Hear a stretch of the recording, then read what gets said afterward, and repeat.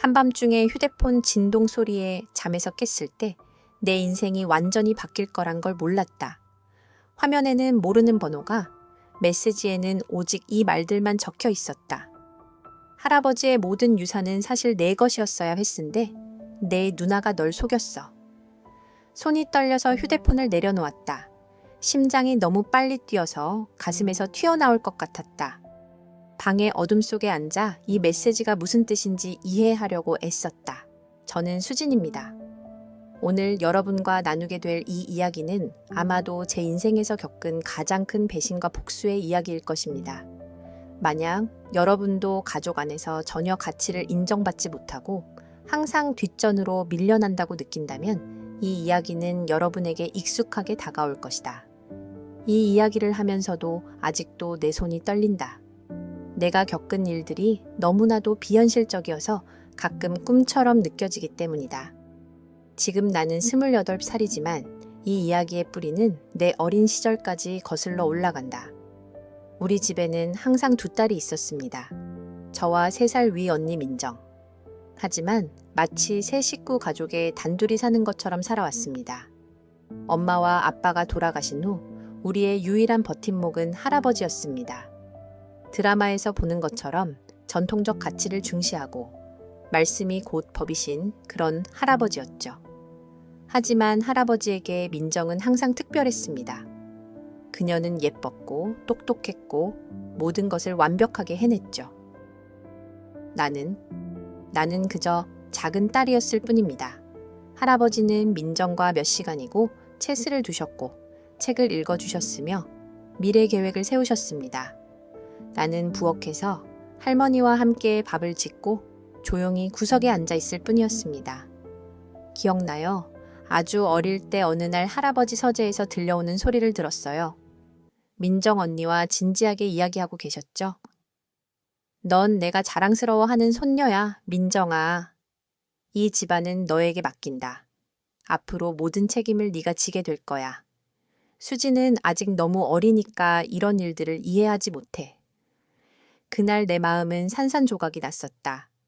문 뒤에 서서 눈물을 참으려 애썼다. 하지만 조용히 받아들였다. 우리 문화에서는 이런 것들을 의심하지 않잖아? 어른들의 결정에 존중을 표하고 고개를 숙이는 거지. 학교 시절 내내 같은 대우를 받았다. 민정의 성취는 칭찬받았고 내 평범한 성적은 무시당했다. 그녀가 피아노 레슨을 받을 때 나는 집안일을 도왔다. 그녀가 사립학교에서 공부할 때 나는 공립학교에서 조용히 학업을 이어갔다. 가끔 스스로를 의심하기도 했다. 과연 내가 부족한 걸까? 아마도 모두가 옳고 나는 그저 평범한 사람일 뿐인가? 15살 때 가족이 함께 먹던 저녁 식사 자리에서 할아버지가 민정에게 미래 계획에 대해 묻는 동안 나에게는 단지 언제 머리를 고칠 거니? 라고만 물으셨던 그 순간을 절대 잊을 수 없다. 그날 밤 나는 방에서 울며 잠들었다. 민정 언니는 이런 상황에 전혀 불편해하지 않았어요. 오히려 가끔 저와 이야기할 때면 수진아, 너는 정말 운이 좋아. 아무런 압박도 없이 원하는 대로 살고 있잖아. 나는 항상 완벽해야만 해. 라고 말하곤 했죠. 완벽해야만 하는 걸까? 나는 보이지 않고 들리지 않아야만 했어요. 어느 쪽이 더 힘들었을까요? 여러분은 어떤 게 더 힘들다고 생각하시나요? 댓글로 여러분의 생각을 기다릴게요. 구독도 잊지 마세요. 고등학교 마지막 학년의 대학 입시를 준비할 때 민정 언니에게는 할아버지가 과외를 시키셨다. 나는 도서관에서 새벽까지 공부하며 아무도 내게 기대하는 게 없다고 생각하며 동기부여를 잃어가고 있었다. 대학에 입학했을 때 민정 언니는 이미 졸업하고 직장 생활을 시작했었어요. 할아버지가 그녀에게 대기업에 취직시켜 주셨고 심지어 첫 집을 사기 위해 대출 보증까지 해주셨죠. 저는 국립대학에 다니며 아르바이트로 생계를 꾸려가는 평범한 학생이었어요. 커피숍에서 아르바이트를 하며 손님들이 저를 대하는 모습을 관찰하며 나도 가치 있는 사람이 될 수 있을까? 라고 생각하곤 했습니다. 가끔 대학 친구들이 가족 이야기를 할 때면 그들을 부러워하기도 했습니다. 그들의 가족들은 그들을 자랑스러워하며 그들의 성공을 축하해 주었으니까요. 매 명절 집에 돌아갈 때마다 같은 풍경이 반복되었습니다. 민정 언니의 성공 이야기, 그녀가 얼마나 자랑스러운 존재인지, 반면 저는 여전히 어린 딸 취급을 받는다는 사실. 할아버지는 그녀와 사업, 투자, 미래 계획에 대해 이야기하셨습니다. 저와 나눈 유일한 대화는 언제 결혼해서 제대로 된 삶을 꾸릴 거냐는 것이었습니다. 수진아, 너 언제 진지한 남자친구나 사귀니? 나이 먹어가는데 할아버지가 매번 그러셨다. 할아버지, 전 아직 학교 졸업하고 커리어를. 여자의 일이 뭐가 그렇게 중요하겠니? 가장 중요한 건 좋은 집에 시집 가는 거야. 이런 말들을 들을 때마다 내 마음이 찢어지는 것 같았다. 민정에게는 커리어 성공 큰 꿈이 있었어. 내게는 오직 결혼뿐이었지. 가끔 밤에 울곤 했어. 왜 나는 항상 부족했을까? 왜 항상 그늘에 머물러야 했을까? 하지만 곧 마음을 다잡았지. 아마도 정말 그가 더 재능 있다고 인정해야겠어 라고 생각했어. 할아버지가 82세에 병들었을 때 병원 복도에서 보낸 그 긴 밤들이 아직도 기억에 생생하다. 민정 언니는 당연히 바빴다. 회사에서 중요한 프로젝트가 있었으니까. 할아버지는 그걸 이해해 주셨다. 나는 수업을 중단하고 할아버지 곁을 지켰다. 할아버지의 손을 잡고 이야기를 들려드렸고 할아버지가 좋아하시는 국물을 가져다 드렸습니다. 의사 선생님과 간호사 분들과 이야기를 나누고 약을 드시는 시간을 챙겼습니다. 그 병원에서 보낸 날들 동안 할아버지와 다시 가까워진 것 같았습니다. 할아버지는 저에게 옛날 사진을 보여주셨고 젊었을 때의 이야기를 들려주셨습니다. 전쟁 시절 얼마나 고생하셨는지, 엄마와 아빠를 얼마나 사랑하셨는지 이야기해 주셨습니다. 수진아, 어느 날 내 손을 잡으며 말씀하셨다. 넌 정말 마음이 착한 아이구나.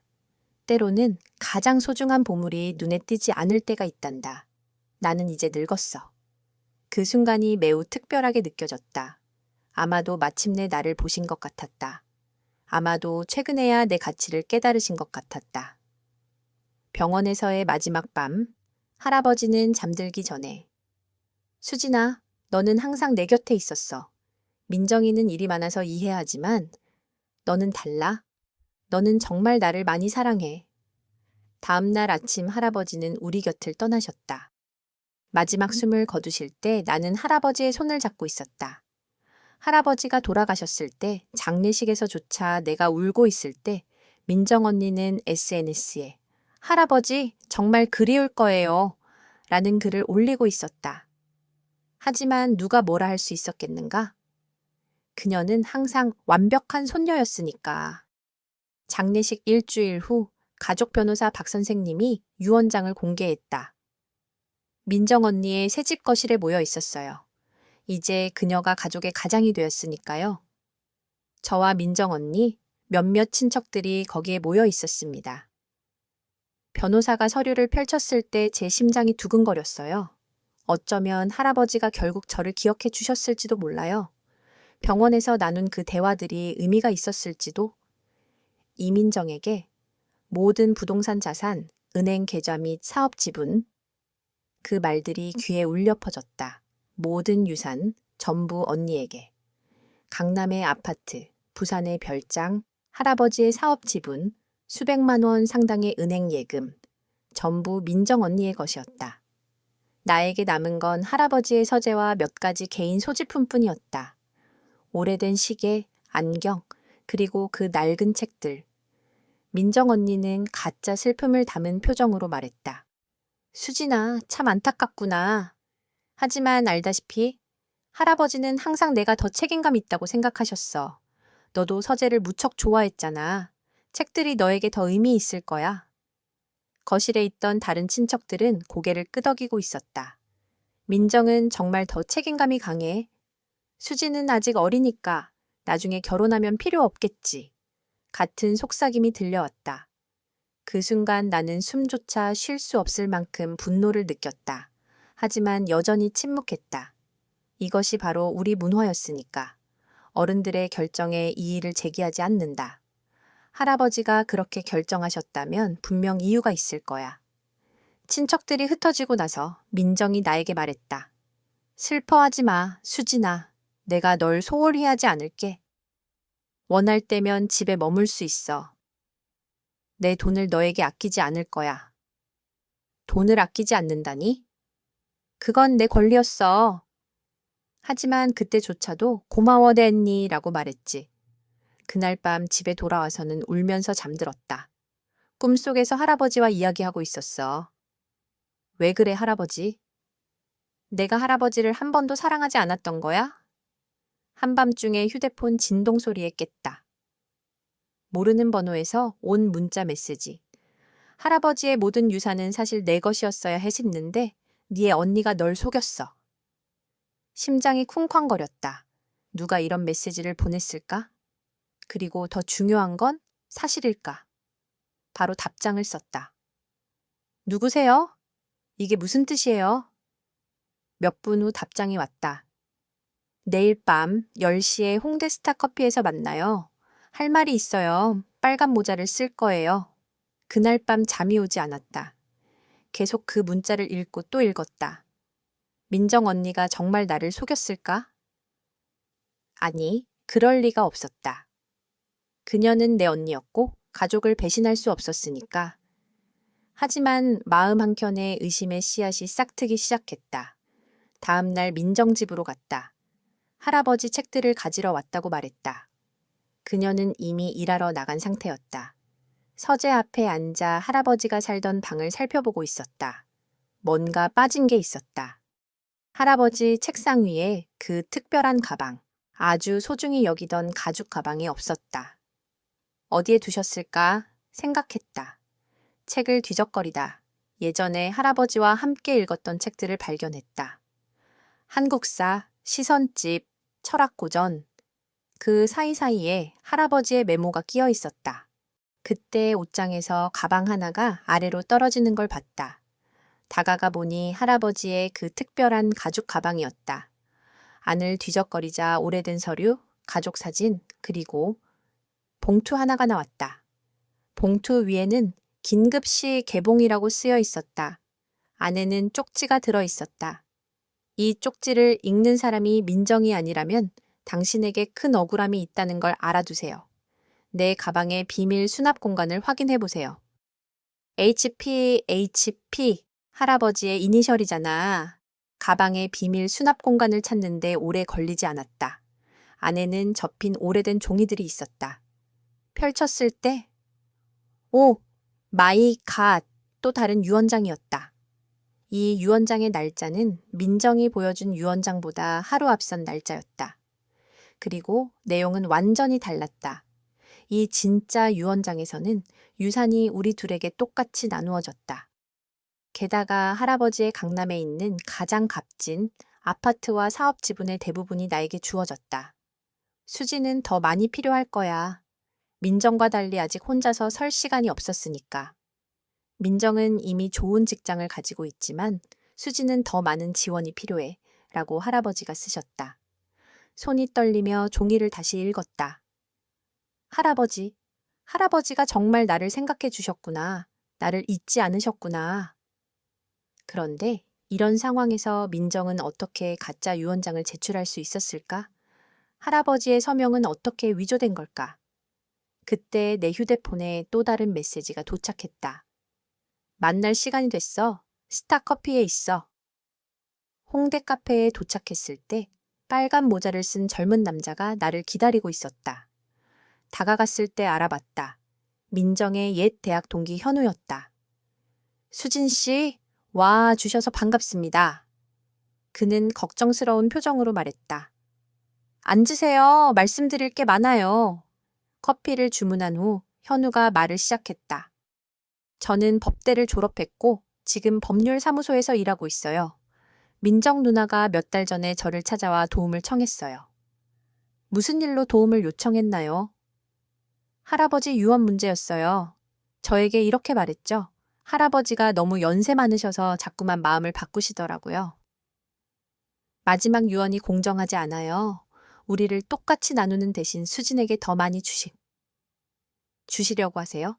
이건 불공평해요. 내 심장이 쿵쾅거리기 시작했다. 계속해. 라고 말했습니다. 민정 누나가 할아버지 서명을 위조해도 되냐고 물었어요. 당연히 거절했죠. 그런데 그녀가 계속 고집을 부리며 그저 가족의 정의를 위해 라고 했어요. 그럼 그 다음엔 어떻게 됐어? 내가 거절했을 때 다른 사람에게 갔어. 이름 없는 사기꾼에게. 그 사람이 유언장을 바꿨고 서명을 위조했어. 하지만 내 양심이 편하지 않았어. 조사해봤고 내 전화번호를 찾아서 그 메시지를 보냈어. 세상이 무너지는 것 같았어.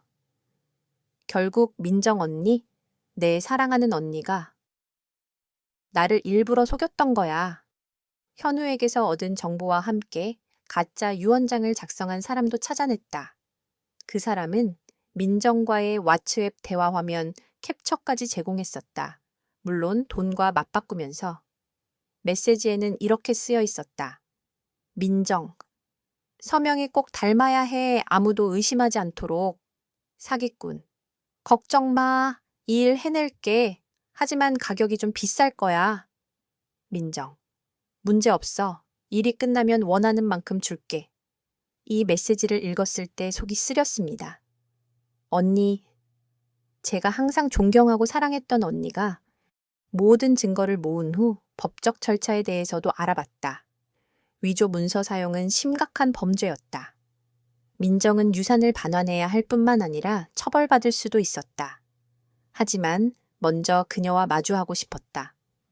어떻게 내게 이런 짓을 할 수 있었을까? 어느 날 저녁 민정 언니가 퇴근해 집에 돌아올 때 기다리고 있었다. 거실에 앉아 손에는 모든 증거를 쥐고 있었다.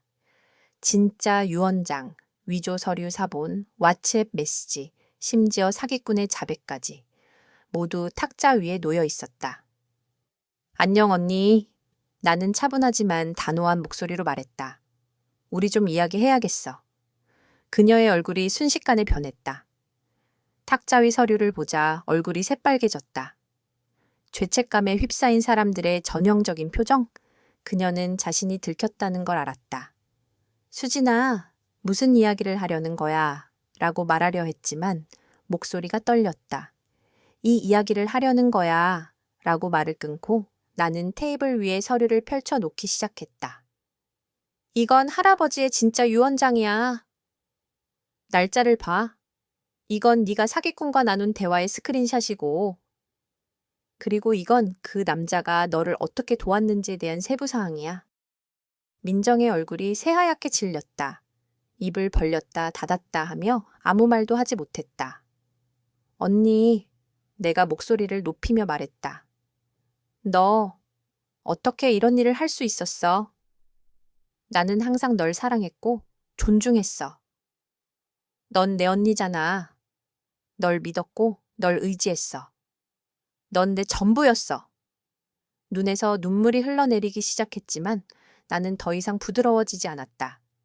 수진아, 나 무서웠어. 회사가 어려웠고 대출도 있고 모기지 상환도. 난 패닉에 빠졌어. 라고 그녀는 신음했다. 공황 상태에 빠져서 동생을 속이는 사람이 있나? 라고 소리쳤다. 내 인생에서 처음으로 그녀에게 소리쳤다. 난 항상 널 지지해왔어. 할아버지가 병상에 누워 계실 때, 네가 일에 바쁠 때, 나는 3주 동안 병원에서 할아버지 곁을 지켰어. 돌아가실 때 손을 잡아드린 건 나였어. 알아. 내가 큰 실수를 했어. 그가 말했다. 실수? 이건 실수가 아니야, 언니. 이건 배신이야. 네가 일부러 계획해서 한 거잖아. 할아버지가 널 더 사랑하셨다고 해서 내 목까지 빼앗을 권리는 없었어. 그날 밤 이후로 민정은 계속해서 내게 전화를 걸고 문자를 보냈다. 우리 둘만 아는 비밀로 하자. 수진아. 아무에게도 말하지 마. 가족끼리 해결하자. 내 목도 너에게 나눠줄게. 같은 제안을 했다. 하지만 나는 더 이상 순진하고 쉽게 속아 넘어가는 수진이 아니었다. 이번에는 내 권리를 끝까지 찾아낼 생각이었다. 좋은 변호사를 고용했다. 비쌌지만 할아버지가 남긴 보석을 팔아 비용을 마련했다. 변호사가 상황을 검토한 후 말했다. 이건 명백한 사기 사건입니다. 민사법과 형사법 양측에서 강력한 소송 근거가 있습니다. 소송을 제기하기로 결심했다. 단순히 유산을 되찾기 위해서만이 아니라 민정이 저지른 일에 대한 책임을 물으려고. 소송 과정에서 상황이 가족 내 다른 친척들에게도 퍼졌다. 민정 언니의 완벽한 손녀 이미지는 하룻밤 사이에 무너졌다.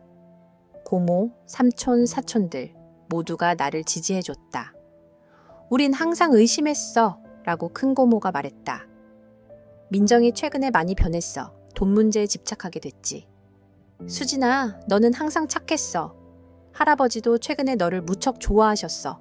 라고 삼촌이 말했습니다. 재판 과정에서 민정은 계속해서 내게 사과하며 가족끼리 해결하자고 했습니다. 심지어 한 번은 무릎을 꿇고 울며 애원했습니다. 수진아, 제발 용서해줘. 내가 큰 실수를 했어. 소송을 취하해 내 모든 걸 거꾸로 너와 나누겠어. 하지만 나는 이미 결심했었다. 언니, 너무 늦었어. 네가 고의로 계획적으로 나를 속였어. 이건 단순히 돈 문제가 아니라 신뢰의 문제야. 6개월간의 재판 끝에 판결이 났다. 진짜 유언장이 유효하다고 인정되어 유산은 모두 내게 돌아왔다. 게다가 민정이 위조 서류를 사용한 혐의로 정신적 손해배상까지 해야 했다. 재판날 판결을 듣고 난 뒤 민정이 복돼서 내게 달려와 안겼다. 수진아, 날 용서해줘. 정말로 너무 후회돼. 이제 너무 늦었어. 배신한 자는 반드시 대가를 치른다. 그에게 큰 교훈이 되었을 것이다. 이제 우리 길은 갈라져서 1년에 몇 번 겨우 만난다. 이때쯤 할아버지 무덤도 자주 찾는다. 마지막 숨을 거두실 때 손에 닿았던 그 차가움이 아직도 내 손에 남아 있다. 할아버지, 정말 그리워요.